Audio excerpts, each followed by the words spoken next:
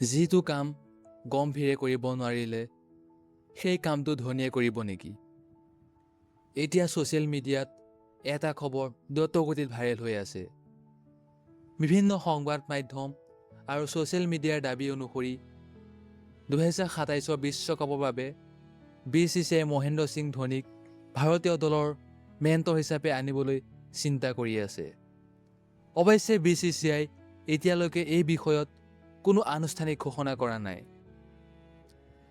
যদি এই খবৰ সঁচা হয় তেন্তে ভাবি চাওক, ধোনীৰ বুদ্ধি, কোহলিৰ জোচ আৰু ৰোহিতৰ অভিজ্ঞতা, এই তিনিওজন আকৌ এবাৰ ভাৰতৰ বাবে একেলগে।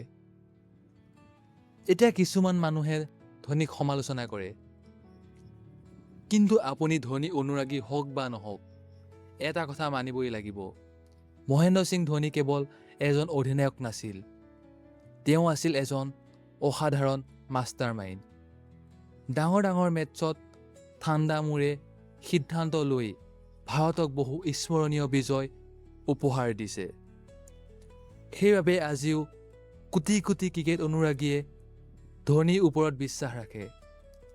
যদি সঁচাকৈ 2027 বিশ্বকাপত ধোনী মেণ্টৰ হিচাপে উভতি আহে তেন্তে ভাৰতীয় দলৰ বাবে সেয়ে এক ডাঙৰ শক্তি হ'ব। আপুনি কি ভাবে, ধোনী মেণ্টৰ হিচাপে আহিলে ভাৰতে 2027 বিশ্বকাপ জিকিব পাৰিবনে? কমেণ্ট বক্সত আপোনাৰ মতামত জনাওক। ধন্যবাদ। জয় হে অসম।